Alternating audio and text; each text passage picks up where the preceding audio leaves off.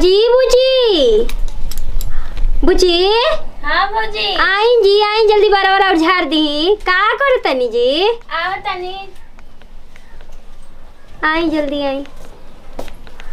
काचे भौजी दीदी आई बार झाड़ दी रहो। अरे हाँ तो ठीक बा आदि ही बड़ी भाग लगन जेकर रहेला ना ओकर भौजाई बार झाड़े नी सब ठीक नु। हाँ भौजी के कतल बांधा आजकल के जमाना में केवन भौजाई करती है जी। आज का परा ना दुखाला है तना मार लगा लेले बनी है ई का कर भौजी लगा लेना बारवा जन तलू हमर चिंगरौआ ना आका जी राउर का लेगो शिकायत राउर सुनले रही। काची भौजी ट्यूशन खाती भेजले रही बैठ के बात कही कहे में पूरा टाइम बिता देले रही रहुआ। के करा से हो के करा से बात कही करत रही लड़की से करत रही हम का कहतनी कोनो लड़कन के नाम नहीं की धरत ना आपको लाग रही से तो बैठ गई नहीं के संगवा ना जाय दी देखी जाना तनी ना बुची जी माई नहीं की हमनी के बानी जरा और महतारी के बदला में महतारी त जाना तनी तनी बढ़िया से रहम न तो जाना तनी जकर महतारी बाप ना रहना ना कोई कतनो निमन रहला ना अच्छा रंग लगा के खराब कर देवेला ठीक है त अपना से तनी रउआ के अच्छा रंग कोई लगाई तो हमनी के तकलीफ लागी ना कैसे कि हमनी के जानत है कि हमनी के ननद कैसन बानी। हां भौजी आ खूब निमन लइका देख के बियाह शादी कर देवे के अपना घरे दुआरे चल जाई सब जानी के मुंह तो पा जाई का अभी मत करिया जा अभी। अरे ना जी अभी जेतना मन करी उतना पढ़ी और भैया से हम खुद लड़ाई कर ले पढ़े खातिर रोवा के ठीक नु खाली रोवा मन लगा के पढ़त रही। हां ठीक बा भौजी अबे जाय देवे के थोड़े ना ऊ घर हम छोड़ देही रोवा चल जी त हमनी के घर में के एकदम उदास ना हो जी। हमार नौकरी लगवा दी हो जा आ चली भगवान कर शिव गुरु की राव नौकरी लाग जाओ रोवा पढ़ी खाली मन लगा के जाए अपने ससुरा का नाम लेके हमार भौजी हमरा के पढ़ा के आ नौकरी लगा के यहाँ शादी कइले बानी। चली भगवान करस जब रोवा हाथाना सोचतनी त राउर एकदम इच्छा पूरा हो जा। ये बुची हाँ सोचतनी आज राती के की अथु बना दीही का चीज पीठा खा लेम ना आलू वाला। हाँ खा ले चलो ठीक है बना दे तनी बड़की दीदी से ना तनी बढ़िया से रही रवा के बेटियों से बढ़ के मानी ना ठीक नु। तो हम कहाँ राती बोलात रही सुते खाती त काहे न गईनी आए वहां के मन में ही होतो कि खाली छोटकी के रहता है छोटकी के रहताड़ी अरे उठे के जो सूत गई नहीं तो मन ना करत रहे नहीं तो जाना तनी ना मन में ही मत हो खो कोर कपट मत हो खो कोई के कि ओकरा जोरे इतना रहती है हमरा जोरे कम रहती है ठीक बा रवा सब कोई खाती बराबर बानी। दूगो भाई के बीच में कही दूल्हा रहती रवा ननद बानी जी हैं। हाँ भाइयों और हमरा के कितना माने न जना दूसर भाई रहता तो से दिन भर घूमी चाहे यहाँ जाती है वहाँ जाती है तो काय करा के देखे के बा भगवान करस की रउआ सबके भाई बहन के प्यार हो सही बरकरार रहो हमनी के वजह से कबो फुटपाथ मन में मत आओ। तो अने जाने जैसन हमारे भौजी हो कर बानी ना तो कहल कि तोरा जैसन भौजी हमरो के मिल जाए काश एगो खाली बानी एगो नइखी मान तू कहत रहे भौजी जाय दीजिए उनकर त माई बाड़ी उनका के ना बुझात हुई रउआ के अगर हमनी के तनियो सा कुछ हर हर बोले लागे के तो रउआ कितना तकलीफ होई। अच्छा राउरो बुद्धि बाटे रउआ ऊपर डिपेंड करता कि रउआ कैसन बानी। हाँ भौजी ठीक कहत लो कन्या का जी दीदी अंतन दो कोर खाई हो बॉबी कहां बड़ी आज ही तन ढीर है तरह नहीं आवत नहीं कुछ चीज रुके आवत नहीं निकालना दो छतो को पसार दी निकाल पहले खा ली बांध लेता नहीं अपना से का अन्य के परेशान करे के बा गोला तनी मई सब समाचार ठीक है बा कनी बाबूजी ठीक बानू। हाँ हाँ रे बुचिया के तो अभी बियाह करे के बाटे अभी ना करम अभी पढ़ लिख जियन तब करम कि अभी ये करम ये एगो लड़की बड़ी धूमधाम से करे के बा कि अरू गरू घरे करे के बाटे। हाँ ना ना नौकरिया देखम जा नौकरिया एगो लड़की बड़ी बताओ इनके चलते हम अपन लड़की ना जन्मानी दूगो हमारे बाले थी बासन लड़की बासन तो ठीक बाटे इतना मानी ला दुलारी ला एगो लाड प्यार के बाड़ी हमनी के घर में कैसनो घरे कह दे हम जा बताओ। हाँ। सुन ना हऊ मौसी के नंदी के गोतिनिया के लड़का बाटे नु नौकरी करत रहे तनी पता करी है ना पढ़त रहे कि नौकरिया लाग जी तो बियाहवा होई तिलक दे हम जा का के कमी बा। ठीक बा रख बाद में का करता लो भौजी आ हे रानी कहाँ गए हो हीरा हमार गारनी घमा बैठे हम तेरा के चूटी काटी ना छोटकी भौजी भी सटल रहेलू ना हो भौजी ऐसे काहे करता लो तो नन कितना हमरा से प्यार से बोले लो कितना हाथवा पाला बा हो तहार धोई नहीं है ना जान तो बारिश होत रहा अभी किन तने से घाम उगल बना ना खैलू खाई नहीं हां खाए पिए पर ध्यान दो मोठ झुरा गेल बाटे बतावा ये दादा ला त मोटाल बनी कहा तनु जाके झुराल बनी देखा था हां दुबरा जा लोग टोला हमनी के कहला कि भोजे ने खिसन खियावते ना तन जन के कोई कुछ ना कहला सब कोई कहला कि कितना दोनों जानी के भौजी माने नहीं हमरा के काहे ना मानी आदमी हो तू एगो घर के लक्ष्मी जी बाड़ू हमनी के बतावा आ का करती छोटा की और गईनी कतने के जाके गेहूं पसार छती बाहर हमर बांधत रहनी हां हाँ बुचिया हो बाबू हमार बढ़िया से पढ़ लिखत खूब सुंदर दूल्हा खोजम तहरा के आ कोनो नु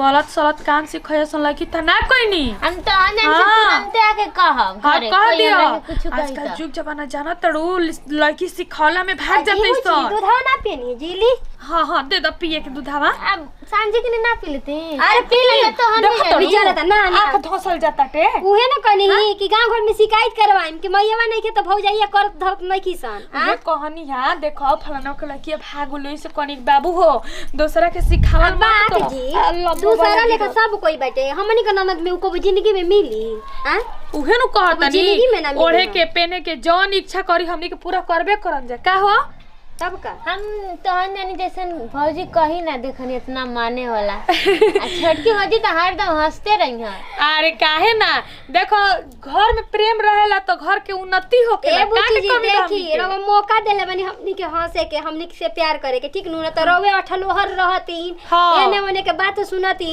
लड़ती तो बताई हमनी के मुंह रही तरह से बोले के कुफुते जो रही जब मन में ऊपर से बोलती जब मन में अथु कोर कपट लेके बैठा रहती रवा ना लोग तो हमनी के बेचैनी हो जाला ना तब करे लगे हम सोचत रहे मैं फोन कइले रहे कहते बियाह करबे कने चुप रह मैं ऐसे करी अबे ना बियाह होई अभी ना पहला लिखला बढ़िया से ना जाई परीक्षा दे लो दुगो लाई के रहो दुगो लाई के एगो बुचिए जी त बानी हां जाई दीदी रोगा कन्यादान कर दे कोनो बात ना लेकिन जितना लेवे देवे कोई हम ले दे ले ना हो ऐसे का को तड़ू केहू सबे केहू मिल बांट के करे सब काम बांटवा तो हमरे करे के बा सोचिएगा ना अब ये सोचतन ना जी जाने त बेटी सियान होखे नि स तब अब माई बाप के टेंशन हो जाला माई बाप बनी जा राउर तो हमनिया के ना टेंशन रही ये दीदी सोचे तनी मुनवा लिया देती तो बुची जी के बना देती गेटावा गुड़ियावा वाला हां बना दलो दुल्हावा के सूटर भी नहीं करा माने ले अभी लेना पातर मिल है जाना ठीक होई घरी बिना बिना ना किनिया नहीं का सुनाओ गुलदस्ता बनवा दो इनकरा के झड़िया वाला ना हां ठीक को हतनी झड़ वाला गुलदस्ता बना दीजिए अब बाद में अभी मारा तना हुनर बाटे सिखाओ नंदी के कि अपने कर लेते पढ़त लिखत बड़ी मन हथु हो जाई जी दीदी बा मन डिस्टर्ब हो जाई ना तब का सीखिया ना जा पढ़ता जा जाई कहे कने कतना बड़ी में बिया हो लड़की आय हम ना जानत रही आजकल अपना बेटी पर आदमी के भरोसा नहीं के आय माने गुनतिया कि हां भैया भौजी करत तबे नु सही बात बाटे देखी महतारी बाप मरना ना त या त लड़की समर जानी त या त लड़की बिगड़ जाली हमनी के ननद समर गइल बा हां हां हां आ हमनियो को ऐसे रहत नहीं जा इनका से हो जाई निहन रहे नहीं थोड़े ना हमनियो के एकदम दोस्त निहन माई निहन रहे नहीं जा देखो हमर माई कहेले कि बाल बच्चा सियान हो गइल नु तो ओकरा के बाल बच्चा मत बनाओ अपना बरोबर के साथी संगति मान के ओकरा से बात शेयर करा चाहे सुन तब रिश्ता चलेला जानलू सही कहतनी हां त ऐसे ना चलबू त आदमी ना थी रही तो कैसे थी हो ना ना ठीक कहतनी जा तनी हम एथी करे हो खाना उना खाइए लेने जन जा तनी घसिया दुगो गहले घसिया खाती रहियो लोग ननद भौजाई घरे जातनी हां रख लै मोबाइल फोन मोबाइल चार्ज नहीं खिच लगा दही लगा दो खेलत रहे गेम नु छोड़ा लगा देता हां हेलो प्रणाम मौसी का हाल चल बा हाँ क्या करो तलू हम बैठले आई भाभी और से अभी नहीं बैठा रहनी तो नैनी के संग में बैठा रहनी है का कहता लू ना हमरा के भाभी और बढ़िया से हमरा के रखे नहीं जा रह दा हमरा के सिखा मत तू तो अपन घर उजड़ लही बालू सोचे तालू दूसरों के घर उजड़े हाँ रह दा अब रुका हम भौजी से कह देते नहीं हमरा के सिखा मत काई ना कहब हमरा के सिखाइबू उल्टा सीधा तो ना कहब जा तू अपना बतो के अच्छा से रख। हमार भाभी हमरा के बहुत माने नहीं जा, बहुत अच्छा से रखे नहीं जा। जा दो भौजी से जाता नहीं कहियो देव हम, हमरा के ऐसे कुल बोलबू तो काहे खातिर। हमरा के कितना अच्छा से रखे नहीं जा, हमरा के सिखाओ तालू। अब बुलाओ तानी भाभी। का हो भाभी? सुनो ना, अभी कहतानी भाभी से कि नहीं। का हो गइल देखलू ये दादा एकरा के एथी करे के बड़ा तो मैं एथू हो जाई हो दादा। जाने तालू भाभी हाँ? मौसी बानी न जना ऊ बड़की रार मौसी। हाँ हां कहतानी कि माने नहीं से तोर भौजैया तेरा के खाए हमरा से ऐसे ऐसे कहे नहीं, से ऐसे ऐसे कहे आई नहीं। हो दादा इहे नु कहेला बुच्ची घर बिगाड़ल। अब रौरे बताई उनकरा के कि हमनी के रौरा के माने नहीं जा कि दागे नहीं जा, रौरे नु बताई मैं। हमरा के कितना अच्छा से तो जानी माने ले जा। ऊ कहत या कि तोर दीता बतिया ना फोन लगा के कैसे कहत रहनी हमरा से। हेलो गोला तनी मौसी जी, माने ई हतना बूढ़ बुजुर्ग हो के ई काम ठीक होता नु। अपन पतोह के तबासे ना लेवे देनी। अब पतोह के चलते बेटी के नैहर ना बोलावे नी कि खर्चा पानी लाग जे देवे के। आय अइया हमनी के घर उजाड़ा तनी। अरे तनी लाज करी रौरा सास लागम। आय रौरा कहाँ से कि निवन से बुद्धि सिखाए के चाहिए कि रस बस के बढ़िया से रहेला, तो रौरा इनके रखे बिगाड़ा तनी है मने आदत रही नु। तो कह देम इनकरा भैया से समझत रह। कुछ ना कहनिया कैसे दो दावत नहीं जी, मने नंदी और झूठ बोली हन ना करलसिया बहुत झूठ बोलत। कहते हम का कुछ कहनिया। अरे दोदा तानी त का करी। चली ठीक बा इहे रहनिया से नु मामा गाय रौरा के बोलाहट ना होला। तो मानते नहीं के तो सोची का ऐठा तनी मने हम ऐठे लगनी।